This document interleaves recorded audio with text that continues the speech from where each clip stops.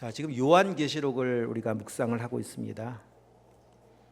묵상을 하면서 아마 좀 쉽지 않다라는 생각이 드는데, 왜냐하면 장차 이루어질 일이기 때문에 그렇습니다. 그러나 우리 지난주에 나눴던 서론에서 나눴던 것 같이 장차 이루어질 일의 결론은 최후 승리가 믿음의 사람에게 있다. 이거 기억하시면서 가시면 돼요. 그래서 마지막 시상대에 다 서는 영광을 기대하시고 소망하시면서 이 말씀도 묵상해 가시고 우리에게 놓여져 있는 쉽지 않은 인생의 여정을 그냥 한 걸음 한 걸음 걸어가시면 됩니다. 자, 오늘 본문의 배경을 4장부터 쭉 살펴보아야 하는데 4장부터 18장까지의 내용은 크게 보면 세 사건입니다. 7인, 7나팔, 7대접을 쏟는 일이 벌어질 것이고, 그 한 사건 한 가지 그 테마마다 7가지 사건들이 계속 나옵니다. 7인을 하나하나 뗄 때마다 이루어지는 일들, 7나팔이 한 나팔 불려질 때마다 이루어지는 일들, 그리고 마지막 7대접이 하나하나 쏟아질 때마다 나타나는 일들을 말씀을 통해 보여주고 있는데, 보면은 이런 현상 특징 하나를 발견할 수가 있습니다. 가면 갈수록 강도가 강해진다는 겁니다. 7인의 첫째 인을 뗄 때보다 마지막 7대접을 묵상하다 보면은 정말 말할 수 없는 강도가 세집니다. 7인을 뗄 때 4분의 1이 사망을 하거든요. 근데 7나팔을 부니까 3분의 1이 사라집니다. 훨씬 많은 엄청난 피해가 생깁니다. 앞으로 시대가 지나가면서 겪게 되어질 재난, 재앙이라고 하는 것은 이전에 겪을 수 없는 재앙들입니다. 사실 오늘 우리는 매일매일 이 뉴스를 통해서 듣고 있습니다. 매일 듣고 있지 않습니까? 기록적이다, 기록적인 폭우, 기록적인 더위, 기록적인 한파. 그 말이 뭡니까? 이전에 없었던 기록 아닙니까? 새로운 기록을 지금 써내려 간다라고 하는 것은 이전보다 더 강도가 강해졌다는 거예요. 이 소식을 통해서, 이런 뉴스를 통해서 우리가 알려주고 또 우리에게 들려주는 이야기들은 이 요한계시록의 메시지예요. 이것이다. 그래서 이 시대가 지금 마지막을 향해서 성큼성큼 다가가고 달려가고 있구나라고 하는 걸 알고 깨어서 마지막을 준비해야 하는 성도가 되어야 합니다. 자, 오늘은 7인의 재앙을 좀 살펴볼 텐데 5장을 한번 가서 보십시다. 5장. 4장에는 요한 처음에 이제 3장까지는 7교회에 대한 내용을 말씀하셨다면 4장부터 말씀하시는 내용은 보좌에 앉으신 하나님이 계시고 그 하나님의 손에 두루마리가 들려 있는데 두루마리가 7가지 인으로 봉인되어 있어서 그 두루마리를 해제할 방법이 없습니다. 뗄 사람이 없습니다. 5장 4절 보면 그 두루마리를 펴거나 보거나 하기에 합당한 자가 보이지 않기로 내가 크게 울었나니, 답답해서 그 두루마리 속에 있는 하나님의 뜻을 알고 싶은데 알 방법은 없고 알 수 있는 사람도 없고 울고 있습니다. 그때 그 응답으로 하나님이 알려주시는 것이 무엇인가 하면 뗄 자가 있다. 그분은 바로 예수 그리스도. 5절에 나와 있는 것 같이 유대 지파의 사자 다윗의 뿌리에서 나오신 분, 그분이 7인을 뗄 것이다. 자, 그분을 이렇게 구체적으로 6장 6절에 보면 소개하는데, 자, 6절 한번 읽어보겠습니다. 내가 또 보니 보좌와 네 생물과 장로들 사이에 한 어린 양이 서 있는데 일찍이 죽임을 당한 것 같더라. 그에게 7뿔과 7눈이 있으니 이 눈들은 온 땅에 보내심을 받은 하나님의 7영이더라. 예수님을 소개하는데 그분은 죽임 당하신 어린 양, 이렇게 소개를 하고 있습니다. 그 죽임 당하신 어린 양이 비밀의 인을 뗄 뿐이라는 것입니다. 여기서 아주 중요한 사실 하나를 또 발견케 되어집니다. 그것은 무엇인가 하면 오늘 우리의 삶에도 비밀이 있습니다. 비밀은 뭡니까? 모르는 거잖아요. 삶에 모르기 때문에, 이해할 수 없기 때문에 답답하고 고통스럽고 힘들고, 그 모르는 비밀스러운 답답한 문제를 풀 수 있는 방법이 무엇인가를 알려주시는 거예요. 그 비밀의 열쇠를 푸는 방법은 어린 양 예수 그리스도이십니다. 오병이어 기적을 행하신 예수라고 말씀하고 있지 않고 어린 양 예수 그리스도, 십자가에 죽으신 예수 그리스도. 그 말은 우리의 삶에 이해할 수 없는 문제는 내가 죽어야 그 비밀, 그 뜻을 알 수가 있습니다. 내가 죽고 내 안에 주님이 모셔야. 왜? 하나님의 비밀이기 때문에 하나님이 알려주셔야 돼요. 내가 죽어야만 압니다.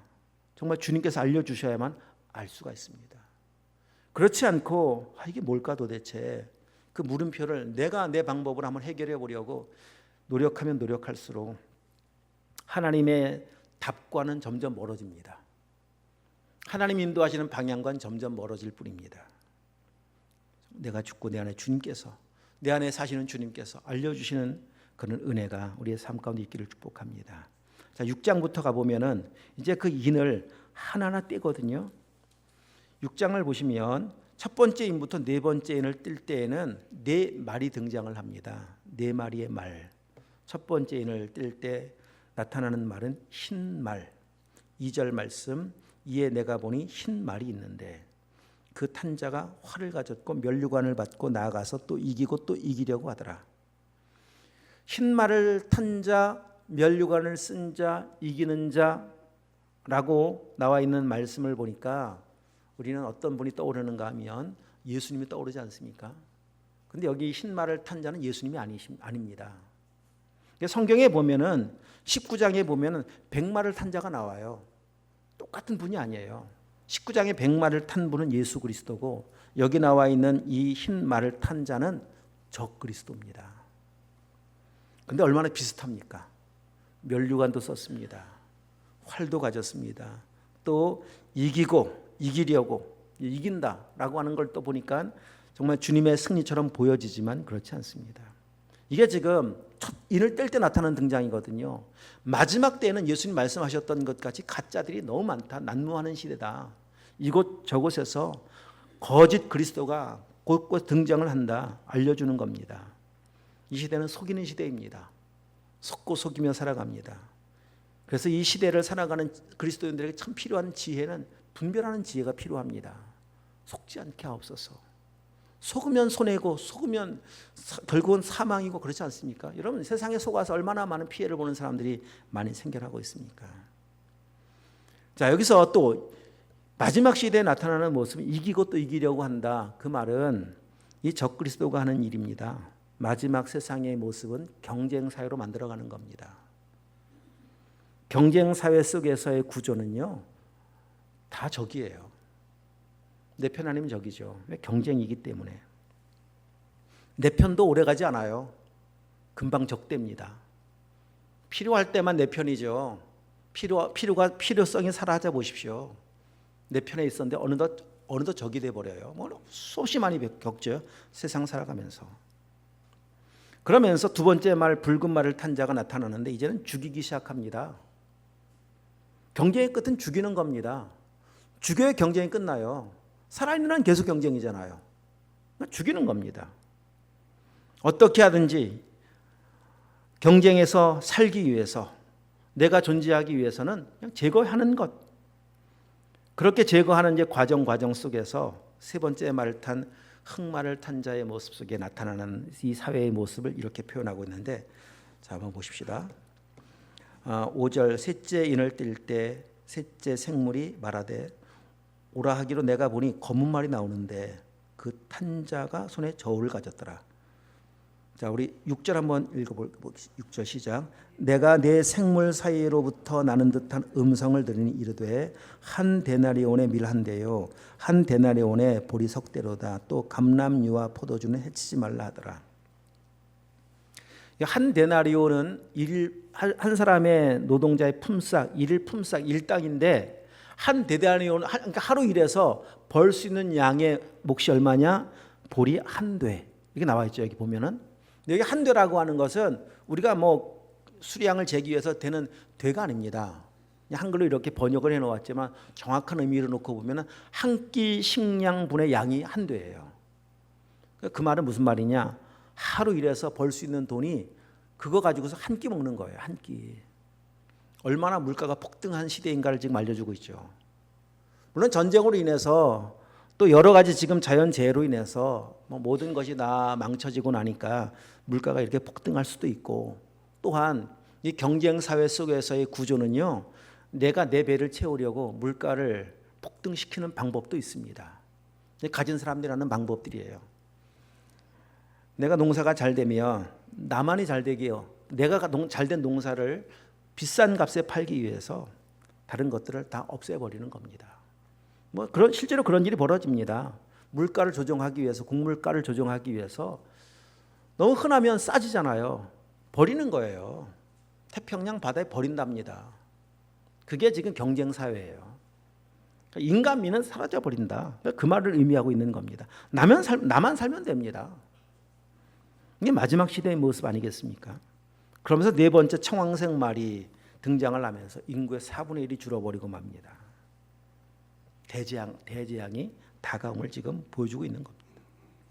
그리고 다섯째 인을 뗄 때 그때 순교를 당했던 사람들이 하나님 앞에 탄식을 합니다. 하나님, 우리가 이 당한 이 피해 값을 언제 갚아주시겠습니까? 그러자 거기에 대해서 이제 말씀하시는 내용이 나오는데, 자, 어디를 보시는가 하면 11절 말씀, 10절 마지막에 보면은 나오죠. 우리 피를 갚아주지 아니하시기를 어느 때까지 하시려나이까. 11절 다 함께 시작. 각각 그들에게 흰 두루마리를 주시며 이르시되 아직 잠시 동안 쉬되 그들의 동무 종들과 형제들도 자기처럼 죽임을 당하여 그 수가 차기까지 하라 하시더라. 그때가 언제이냐? 그 수가, 죽임당한 사람의 숫자가 찰 때까지 기다려라. 그러면은 이거를 그냥 느낌상 해석해 보면은, 죽은 사람의 수가 차야 마지막이 오나 보다. 그 수는 얼마만큼일까? 이렇게 생각될 수 있겠지만은 그런 의미의 말씀이 아니라, 하나님의 여기서 중요한 것은 무엇인가 하면 차기까지 하라. 차기까지, 여기 덧붙여 말씀드린다면 차기까지 기다려야 한단다. 기다림입니다. 하나님은 지금도 기다리시는 분이십니다. 왜? 한 명이라도 더 돌아와야 하기 때문에, 구원해야 하기 때문에 지금도 돌아올 자를 찾고 계시고 기다리시는 분이십니다. 그런데 그 과정에는 순교자의 피가 계속 흘려지는 거예요. 이 땅은 구조가 그렇습니다. 아까 말씀드렸던 것 같이 이기고 또 이기는 이 적그리스도는 믿음의 사람들을 믿음으로 살지 못하도록 끊임없이 죽이지만, 그런데도 불구하고 하나님은 또 기다리세요. 문 닫지 않습니다. 노아가 방주를 만들어 놓고 마지막 정말 방주의 문이 닫힐 때까지 기다리신 하나님 아니십니까? 한 사람이 들어오기를 기다리신 하나님이십니다. 생각 같아서는 그냥 왜 하나님 순교자의 피를 계속 흘리는 걸 보고 계십니까? 여기서 역사의 종말을 그냥 선고하시면 되지 않겠습니까? 라고 생각할지 모르겠는데, 하나님은 모두를 사랑하시는 분이기 때문에 결론에 다시 한번 보게 될 것이겠지만은, 하나님 사랑하시기 때문에 기다리시는 분인 것을 보게 되어져요. 자, 그러면서 이제 보면은 그 뒤에 여섯째 인을 뗄 때 나타나고 있는 모습들은, 여섯째 인을 보니까 큰 지진이 나며 땅이 완전히 그냥 초토화되어가는 과정을 보여주는데, 그때 자 15절, 땅의 임금들과 왕족들과 장군들과 부자들과 강한 자들과 모든 종과 자유인들이 보십시오. 어디로 가는가? 굴과 산들의 바위 틈에 숨습니다. 그리고 말을 합니다. 산들과 바위에게 말을 합니다. 우리를 지켜다오. 이렇게 말을 합니다. 하나님의 진노의 재앙이 쏟아지고 있는데 그 바위가, 산들이 굴 속에 숨으면 보호함 받겠습니까? 여러분, 산을 향해서 나를 지켜다오 말한다고 산이 지켜주겠습니까? 지켜줄 수가 없습니다. 17절 말씀 읽겠습니다. 시작. 그들의 진노의 큰 날이 이르렀으니 누가 능히 서리하더라. 이게 이제 6장에서 보여지는 여섯째 인까지의 마지막 질문이에요. 여섯째 인까지 질문은 이겁니다. 아무도 지켜줄 수 없다는 거예요. 숨는다고 숨을 곳도 없고, 여러분 지하 벙커를 만들고 핵무기 시설이 오면 전쟁이 일어날 때 피할 수 있는 나름의 사람들은 자기가 피할 피난처를 만들겠지만, 그래서 혹시 견딜 수 있을지 모르겠습니다만, 이 세상 핵무기는 견딜 수 있을지 모르겠습니다만 하나님의 진노는 피할 수가 없습니다. 어디 가면 피하겠습니까? 어디 가면. 그래서 지금 탄식하며 하는 말 아니겠어요? 누가 능히 서리요? 누가 진노에서 피할 수가 있겠느냐? 이 질문하면서 6장이 끝나면 7장 읽었던 7장에 보면은 피할 수 있는 방법, 피할 수 있는 사람이 누군가를 알려주시는 게 7장입니다. 하나님의 진노에서 피할 수 있는 사람이 누구냐? 7장에 보면 2절 읽겠습니다. 시작. 또 내가 보매 다른 천사가 살아계신 하나님의 인을 가지고 해 돋는 데부터 올라와서 땅과 바다를 해롭게 할 권세를 받은 네 천사를 향하여 큰 소리로 외쳐 3절 이르되 우리가 하나님의 종들의 이마에 인치기까지 땅이나 바다나 나무들을 해하지 말라 하더라. 그 인친 자의 수가 14만 4천 명. 결국 하나님의 진노에서 피할 수 있는 한 사람, 한 유일한 한 부류의 사람은 누구냐? 이마에 하나님의 인 맞은 사람. 그 사람의 숫자는 14만 4천 명. 이 14만 4천 명은 다시 또 알려드릴 겁니다. 인을 맞는다라고 하는 것은 그 과거 시대에, 고대 시대에 자신의 재산에 불로 달궈진 도장을 찍는 거예요. 짐승에게도 찍고 사람 노예에게도 찍습니다. 그게 인 맞는 거거든요. 내 소유라는 말이에요. 그러니까 하나님께서 우리의 이마에 인을 새겨주셨다라고 하는 것은 내 소유다. 그 인을 맞지 않고는 이 진노에서 피할 방법이 없습니다. 그 인을 맞는다라고 하는 것은 하나님의 소유이며 하나님의 보호할 대상임을 알려주시는 것인데 그 표시가 바로 천국 갈 수 있는 구원 열차 티켓입니다. 이 표시로 가는 거예요. 이 세상 임금, 왕족, 대단한 장군, 부자 못 갑니다. 그 인 맞아야만 갑니다. 그래서 그 인에 어떤 내용을 새겨 놓았는가 하면 여러분 14장 한번 가보십시오. 정확한 이 내용, 인의 내용이 뭔지를 알려주고 있습니다. 14장 1절. 다 함께 시작.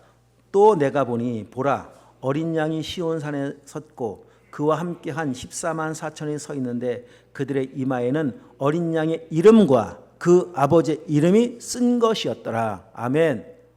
어린 양의 이름이 아버지의 이름이 새겨져 있는 거예요. 예수 이름으로 구원받는다는 겁니다. 내 이름 구원 못 받습니다. 세상 유명한 이름 구원 못 받습니다. 오직 구원은 예수 그리스도임을 알려주시는데 이 이는 지워지지가 않아요. 22장 한 번 더 가볼까요? 22장 4절 한번 가보겠습니다. 4절. 자, 22장에는 천국입니다. 이제는 새하늘과 새 땅이 찾아왔습니다. 1절부터 쭉 보면 새하늘과 새 땅의 모습을 알려주고 있는데, 자, 4절 시작. 그의 얼굴을 볼 터이요 그의 이름도 그들의 이마에 있으리라. 이 이름은 안 지워진다니까요. 영원하신 하나님의 나라에서 그 이름이 새겨진 자들만 그곳에서 볼 수 있는데 그 이름이 안 지워진 이름으로 영원하신 예수님의 이름으로 천국을 사는 겁니다. 안 지워진다는 또 하나의 의미는 하나님은 끝까지 책임져 준다는, 끝까지 마지막까지 구원은 영원함을 알려주고 있습니다. 하나님의 사랑은 영원을 알려주고 있는 거예요. 시간이 지나도 하나님 잊어버리지 않습니다. 우리가 오는 동안 삶을 살아오는 동안 하나님 마음에 들지 않았을 때가 얼마나 많았습니까? 사람 같으면 그때 끝났다니까요. 새겨놓았다 지워버린다니까요. 근데 하나님은 지우지 않으세요. 마지막까지 하나님 책임져 주시고 인도하신 하나님의 사랑인 것을 알려주고 있는 겁니다. 그래서 여러분 인생을 살면서 가장 중요한 문제가 이 문제입니다. 우리 이마에 인 새기는 거예요. 이 문제보다 중요한 문제가 뭐가 있습니까? 여러분은 이마에 인을 새기셨습니까? 보여지나요? 이마에 새겨진 인이? 안 보여져요. 여러분 이게 문신처럼 새기는 거 아닙니다. 하나님께서 성령께서 오셔서 막 불로 꽉 이런 거 아니에요. 그건 상징적인 의미입니다. 너희가 할례를 받는데 육신의 할례가 아니라 할례를 마음에 받아야 한단다. 마음의 할례를 받고 마음이 예수님을 모신 자에게는 성령께서 이미 우리 이마에 그 이마에 인을 새겨 주신 거예요. 우리 눈은 안 보이죠. 다 똑같아 보이지만 하나님은 정확히 보고 계십니다. 알고 계십니다. 이것만큼 중요한 게 뭐가 있습니까? 이 표시 없이 어떻게 천국 들어가겠어요? 영원히 지어지지 않는 인을 새겨야 한다니까요. 예수님의 이름을 새겨야 합니다. 이 땅의 이름은요 다 없어져 버려요. 여기 나와 있는 유명한 이름들, 왕의 이름, 장군의 이름, 왕족의 이름, 대단한 사람의 이름, 세상에서 한동안 유명했을지 모르겠지만 다 없어져 버립니다. 그러나 예수의 이름 새긴 사람의 그 인은 없어지지 않습니다. 영원히 지워지지 않습니다. 여러분 정말 인 맞은 사람 맞습니까? 진짜 맞아요? 여러분 자녀들은 인 맞은 자녀들인 거 확인할 수 있으시겠어요? 오늘 집에 가시면 자녀들과 한번 대화를 하시면서 너 오늘 만약에 세상을 떠난다면 천국 갈 확신이 있니? 한번 물어보세요. 여러분 이런 대화 주고받으시나요? 평소에 집에서? 혹시 금기어 아니세요? 금기어? 집에서 교회 이야기, 신앙 이야기, 성경 이야기, 금기어. 이건 비극입니다. 한번 물어보십시오. 조용히 한번. 확신이 없다면 도와주셔야 돼요. 여러분만 구원받으면 안 되잖아요. 함께 구원받아야죠. 공부 잘하는 지옥 가는 사람 만들면 되겠습니까? 왕족이 나오고 왕들이 나오고 장군들 나오고 유명한 지옥 가는 사람 되면 되겠습니까? 다 구원받아 천국 가는 우리 모두가 다 되실 수 있길 축복합니다. 여러분 그래서 올 여름에 우리 준비하고 있는 여러 행사들, 제자훈련, 사역, 또 훈련들 여기 한번 여러분 자녀들 바쁘고 할 일 많고 여러분 뭐 아이들부터 어른까지 다 바쁘지만은 여러분도 마찬가지입니다. 여러분도 이거 성도님들 마찬가지예요. 한번 시간 내셔서 2박 3일 시간 진짜 말씀 앞에서 내 존재를 한번 확인해 보시고 내 인생의 방향도 한번 점검해 보시고 정말 구원받는 이마에 딱 예수님 이름 새기고 마음에 예수님 모시고 천국을 향해 나가시는 은혜가 있길 축복합니다. 이 일을 행하기 위해서 하나님은 지금도 기다리신 분. 자, 그 일이 7장 1절에 또 나와요. 2일 후에 7장 1절입니다. 다 함께 시작. 2일 후에 내가 내 천사가 땅 내 모퉁이에 선 것을 보니 땅의 사방에 바람을 붙잡아 바람으로 하여금 땅에나 바다에나 각종 나무에 불지 못하게 하더라. 여기 나오는 땅의 내 모퉁이는 온 세상을 의미하고 바람은 심판을 의미합니다. 그러니까 천사들을 세상 곳곳에 모퉁이에 세워놓아서 심판의 바람이 불지 못하도록 지켜주고 있는 거예요. 왜? 인 맞아야 될 사람이 또 있기 때문에, 구원받아야 할 사람이 또 있기 때문에 하나님께서 마지막까지 심판을 유보하시겠다는 겁니다. 멈춰 놓으시고 지금 이 마지막 재앙을 향해서 가고 있는 이 어려운 상황 속에서 여기에 순교자의 피가 흘려진 이 상황 속에서도 멈춰 세워 놓으시고 하나님은 돌아올 때까지 기다리시는 분 아니겠습니까? 마치 이 쉽게 이해를 돕기 위해서 자, 운전하고 길을 막 가고 있는데 뒤에서 사이렌을 올린 차가 막 옵니다. 구급차가 막 옵니다. 119든 뭐 병원차든 막 옵니다. 그럼 어떻게 합니까? 멈추잖아요.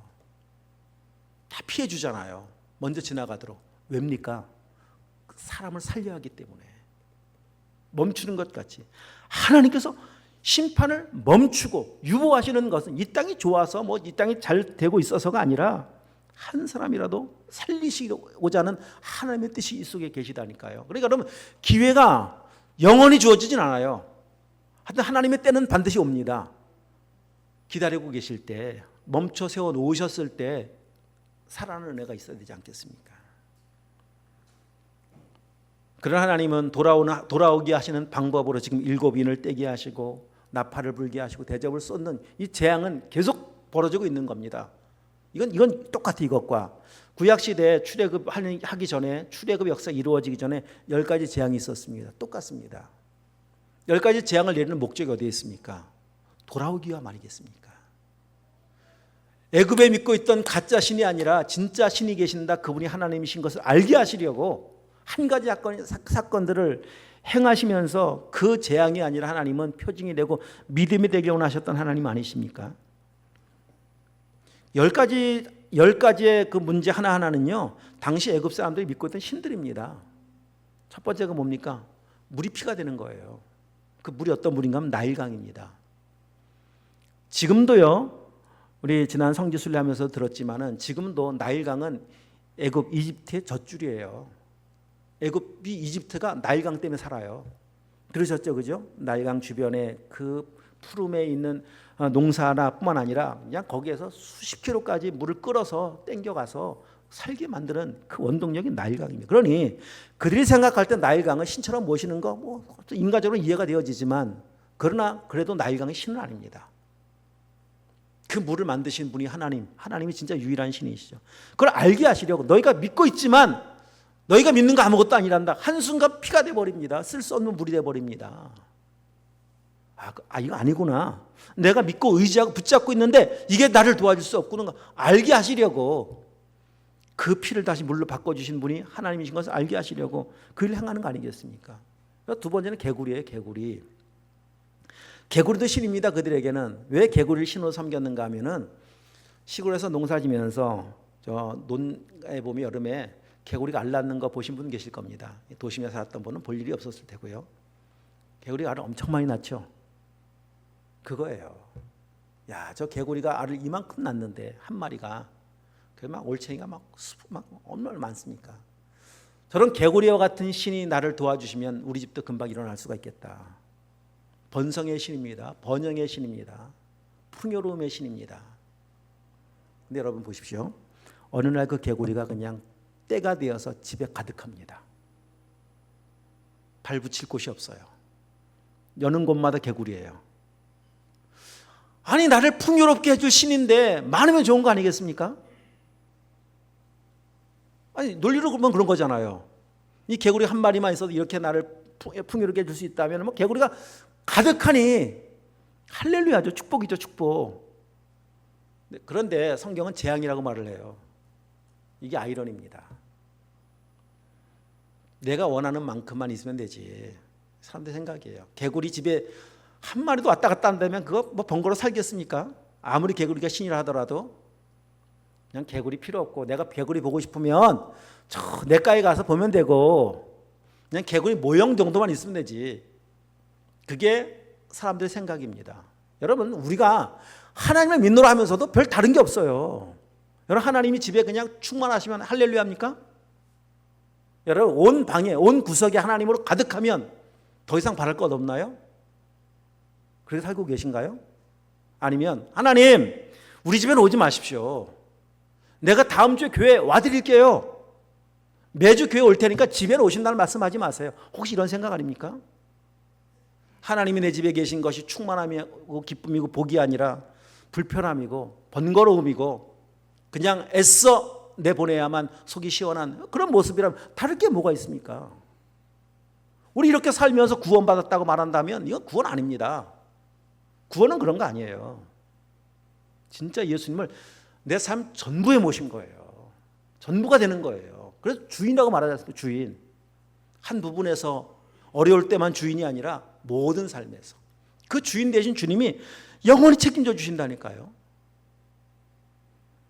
아무튼 이 땅을 살아가면서 이제 우리의 삶에도 참 믿는다고 말을 하지만은 이 애굽의 모습과 다름이 없는 모습으로 살아가고 있다면은 입으로 주여 주여 한다고 구원이 아닌 것을 여러분 기억하셔야 합니다.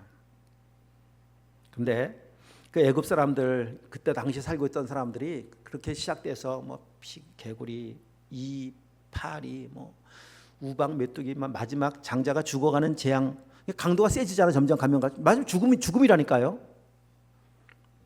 죽어 나가는데도 참 사람들의 이 완악함이, 강팍함이 성경에 보면은요 바로가 강팍하다 이렇게 표현하고 계속 반복하고 있거든요. 근데 바로만이 아닙니다. 바로 한 사람만 강팍했던 게 아니에요. 그 시대의 모든 사람들입니다. 거의 대부분의 사람들입니다. 강팍합니다. 죽어가도 눈 하나 꼼짝하지 않아요. 오늘 이 시대 똑같습니다. 가면 갈수록 4분의 1이 죽고 3분의 1이 죽고 나중엔 다 초토화돼 가도요. 정말 사람 안 바뀌는 것, 변하지 않는 것을 계속 보게 될 거예요. 그래서 가만히 생각해 보면은 생각하면 생각할수록 믿음을 갖고 살고 있는 것이 얼마나 큰 은혜인지 몰라요. 여러분 그렇지 않습니까? 그런 재앙을 봐서 믿어진 것도 아니고 어떻게 이런 믿음을 갖게 되었을까? 예수님 이런 말씀하셨던 거 기억나시죠? 본고로 믿느냐 보지 못하고 믿는 자들이 더 복되도다. 은혜 아니겠습니까 지금? 여러분 이마에 인쳐 주신 거 확실히 믿고 내 마음이 주님 모신 거 확실히 믿는다면 그렇다면 여러분 걱정할 거 없습니다. 이 땅에 어떤 재앙이 온다 하더라도 어떤 재난이 쓰나미처럼 몰려온다 하더라도 걱정할 거 없어요. 왜? 지켜주시거든요. 오늘 묵상했던 본문에서도 매일 성경 본문에서도 그 무정행을 여니까 황충 같은 것이 올라옵니다. 막 사람들을 괴롭히기 시작하는데 말씀하시길 이마에 인 맞은 자들은 건드리지 말아라. 그렇게 말씀하시더라고요. 지켜주세요. 걱정하지 마십시오. 믿음으로 담대하게 살아가길 축복합니다. 자, 임 맞은 사람 숫자가 14만 4천 명. 이 14만 4천 명이 성경 언급함을 통해서 이단들이 사용하는 도구가 되어버리고 말았습니다. 신천지가 말을 합니다. 우리를 믿어야만 14만 4천 명 속에 포함될 수가 있다. 이렇게 말을 하는 이단들이 신천지 외에도 많습니다. 혹시 여러분 그렇게 말하는 사람이 있거든, 우리 안에 들어와야만, 우리 단체에 들어와야만 14만 4천 명이 될 수 있다라고 믿는다면, 말한다면 그냥 여러분 더 들을 거 없어요. 100% 이단입니다. 기교를 하나도 없습니다. 거기에 뭐 그냥 솔깃 넘어갈 거 없습니다. 왜냐하면 14만 4천 명만 구원이 아니라 9절, 여러분 9절 오늘 것도 9절 말씀 보시면, 이 일 후에 내가 보니 각 나라와 족속과 백성과 방언에서 아무도 능히 셀 수 없는 큰 무리가 나와, 셀 수 없는 큰 무리라고 말씀하세요. 14만 4천 명만 이렇게 말씀하지 않으세요. 셀 수 없을 만큼 많습니다. 그 땅에 천국에서 오늘 예배하며 찬송할 사람들이, 하나님은 물론 머리털까지 세시면 그분은 다 세시겠지만 우리는 셀 수 없을 만큼 많은 사람들, 그러니까 14만 4천 명만이 아니라는 거예요. 그러니까 잘못 알고 있는 겁니다. 그러면은 14만 4천 명의 의미가 뭘까? 여긴 굉장히 다양한 해석이 있을 수 있겠지만 제가 총 정리하고 종합해서 네 가지 의미로 알려드리겠습니다. 이게 중요한 겁니다. 졸지 마시고 잘 들으십시오. 중요한 겁니다. 14만 4천 명의 의미는 알아야 돼요. 우리 계시록을 배우고 있는 우리 성도들에게는 네 가지예요. 첫 번째, 구원이 하나님의 은혜인 걸 알려주시는 숫자가 14만 4천 명입니다. 무슨 의도일까? 자, 이 배경, 숫자의 배경을 좀 살펴본다면은 14만 4천이 어디서 나온 숫자인가 도대체? 일단 구약의 12지파, 신약의 12사도 하면 12 곱하면 144예요. 그렇죠? 여기에 1000을 곱하면 14만 4천이 나옵니다. 자, 일단은 1000은 이제 나중에 살펴보게 될 거고요.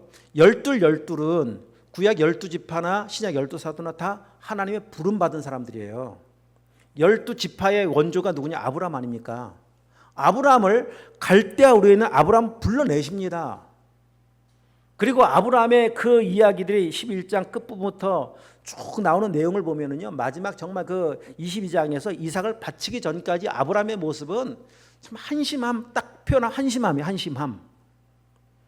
그런데 하나님은 계속 찾으시고 계속 부르세요.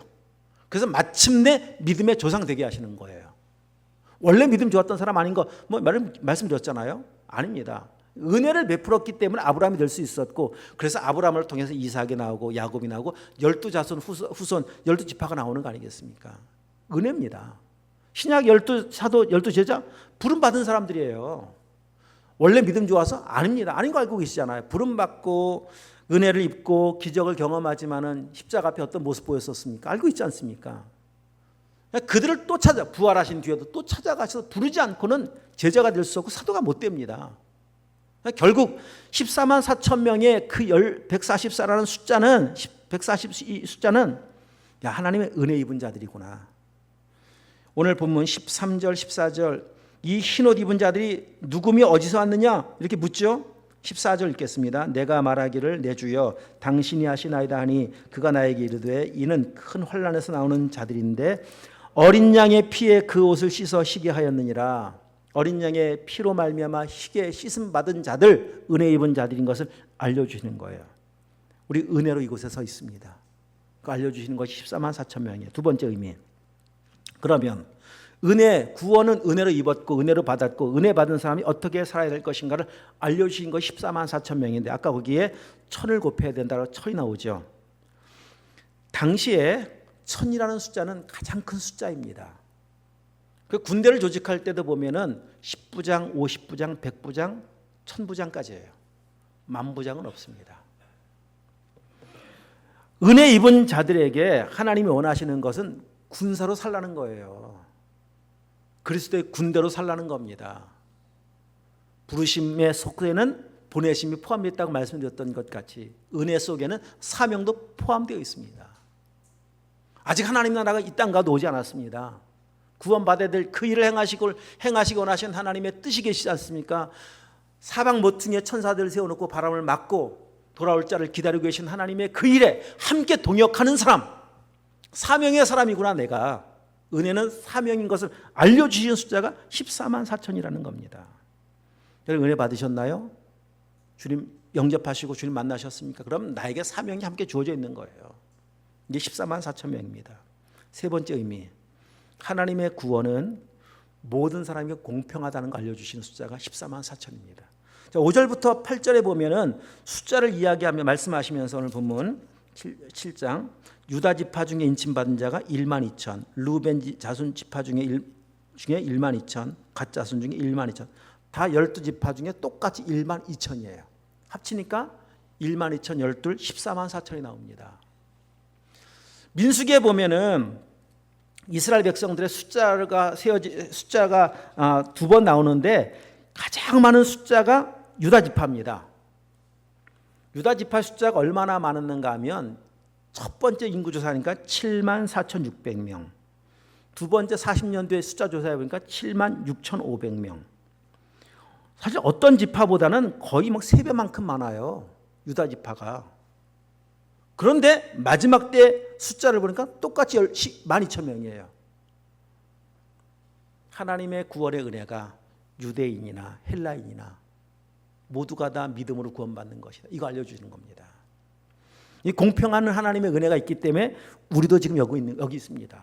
우리 이방인 아닙니까? 구원에서 제외된 사람들일 수 있는 사람들이 우리인데도 불구하고 하나님께서 우리를 구원하신 것은 하나님은 공평하신 하나님 아니십니까? 야, 내가 구원받았구나. 하나님 그 사실을 기억한다면 하나님을 향해서 하나님은 공평하십니다. 찬송할 수가 있습니다. 그게 14만 4천 명이라는 거예요. 공평하신 하나님. 자, 이해가 되어지시나요? 지금 드리는 말씀들이. 한 가지 더 마지막 14만 4천 명의 의미는 은혜 받은 사람들이 영원한 천국에서 어떻게 살 것인가 알려주시는 내용이 오늘 읽었던 본문이에요. 9절부터 14절까지 찬양이지 않습니까? 찬양. 영원하신 하나님 찬양하는 사람들, 그게 인침받은 사람들, 구원받은 사람은 찬양하는 사람이구나, 이거 알려주는 겁니다. 찬양은 천국에서만일까요? 아니죠, 당연히 이 땅에서 찬양하는 겁니다. 정말 얼마나 은혜 감사하고 감격스럽습니까? 찬양밖에 할 게 더 있습니까? 현실의 어떤 조건 때문에 찬양하는 것이 아니라 나를 구원하신 하나님 때문에 찬양하는 것이고, 찬양하는 자세가 어떠해야 되는가도 말씀을 통해 알려주고 있는데 11절 말씀해 보니까 보좌 앞에 엎드려 얼굴을 땅에 대고 하나님께 경배하죠. 엎드리는 겁니다. 그 은혜를 알면 엎드리지 않을 수 없습니다. 납작 엎드려 하나님 앞에 어떻게 서 있어? 영광 앞에 어떻게 서 있습니까? 영광을 보면 절대 못 서 있어요. 엎드려서 구원하심이 우리 오늘 불렀던 찬양의 가사와 같이 구원하심이 보좌에 앉으신 하나님과 어린 양께 있습니다. 높여드리는 것 밖에는 구원받아야 할 게 없다니까요. 사명은 이따가 다 끝나요. 지난주도 말씀드렸었죠. 오후에 사명은 다 끝나요. 찬양은 영원합니다. 예배는 영원합니다. 그렇게 찬양하는 것을 성경은 복이라고 말씀하고 계시고 창조한 목적이라고 말씀하시는 겁니다. 여러분 찬양하고 살고 계십니까? 그럼 지금 복을 받고 누리고 계신 거예요. 찬양이 다 사라졌습니까? 감사가 다 사라졌나요? 그 복을 못 누리는 거예요. 다시 찬양이 회복되길 축복합니다. 그래서 하나님의 은혜를 받은 자, 은혜를 받은 자답게 살아가는 것이 필요한데 그 은혜를 모르면 영원한 멸망인 것을 또 알려주고 있는 본문이 오늘 본문 속에 있습니다. 자, 5절부터 8절 말씀해 보면 12지파가 쭉 나오는데 유다 지파, 루벤 지파, 갓 지파, 아셀, 납달리, 그리고 므낫세, 시므온, 레위, 스불론, 이사갈, 스불론, 요셉, 그리고 베냐민까지 쭉 나오는데 딱 한 지파가 빠집니다. 그 지파가 단지파예요. 단지파는 없어요. 여기 없다는 것은 천국 못 왔다는 겁니다. 그럼 왜 단지파가 빠졌을까가 중요한 거예요. 아는 것이 중요합니다. 자, 제가 이런 말씀 드렸어요. 은혜를 모르면 영원한 멸망이다.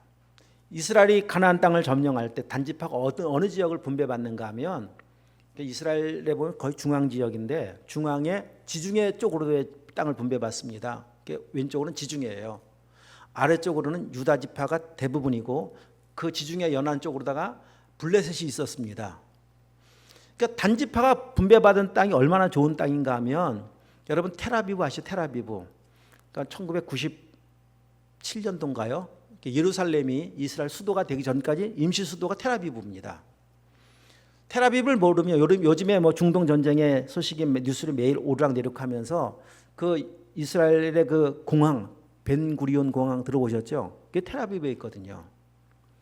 성지순례 하면서 그쪽을 뭐 잠깐 지나가요. 거기는 뭐 안 멈춥니다. 텔아비브 쪽을 지나가는데 가보면은 참 아름다워요.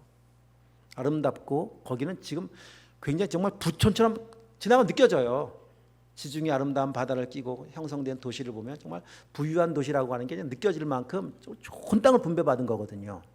그게 단집하고 분배받은 땅이라니까 거기가. 근데 그들은 그 땅 정복을 거부해버리고 맙니다. 그리고 북쪽으로 올라가요. 아마 거부했던 이유 중에 한 가지는 블레셋 때문이 아닐까 싶은 생각도 들어요. 블레셋은 당시 철병거를 가진 민족이었었고 그런 민족이 있는 한 불안하니까 안전한 곳 찾자라고 하면서 최대한 블레셋과 먼 곳을 쫓아 올라가다가 저 최북단까지 올라갑니다. 거기까지 올라가서 하는 일이 뭐냐 하면은 거기에서 우상 숭배하는 일을 합니다. 생각해 보면 거기 땅 분배받고 블레셋과 점령하여 싸워 이겨서 블레셋 땅까지 다 점령해 버렸다면 아마 단지파의 그 미래는 굉장히 달라졌을 거예요. 평가도 마찬가지고. 이 안타깝게 하나님의 은혜로 여기까지 왔으면 말씀드렸잖아요. 책임져 주시는 분 아닙니까? 그들의 힘으로 왔습니까? 하나님께 인도하셨잖아요. 블레셋이 철병걸 가졌다 할지라도 믿음으로 나가면 그 은혜 주신 하나님께 승리할 수 있지 않겠습니까? 은혜를 놓쳤죠. 믿음 놓쳐버렸죠. 인간적인 생각으로 그냥 똘똘 뭉쳐서 그들이 꿈꾸고 계획했었던 그들의 인생의 미래를 향해 한 걸음 한 걸음 나갑니다. 그러면서 행한 인생의 결론이 뭐냐? 사사기 18장. 우리 요거 한번 읽고 이제 마치도록 하겠습니다. 한번 가서 찾아보도록 하십니다. 사사기 18장.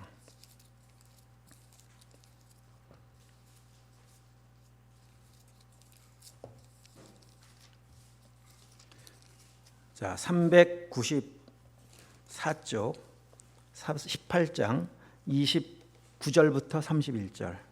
이게 단지파 이야기예요. 자, 394쪽 29절부터 시작. 이스라엘에게서 태어난 그들의 조상 단의 이름을 따라 그 성읍을 단이라 하니라. 그 성읍의 본 이름은 라이스였더라. 단 자손이 자기들을 위하여 그 새긴 신상을 세웠고 모세의 손자요 게르솜의 아들인 요나단과 그의 자손은 단 지파의 제사장이 되어 그 땅 백성이 사로잡는 날까지 이르렀더라. 하나님의 집이 실로에 있을 동안 미가가 만든 바 새긴 신상이 단 자손에게 있었더라. 이러면서 우상을 숭배하는 민족으로 전락해 버리고 그리고 나서 역사 속에서 이 단지파는 언제 멸망했는지도 몰라요. 어느 민족에게 멸망했는지도 나와 있질 않아요. 이게 역사의 끝이에요. 단지파 역사의 끝입니다.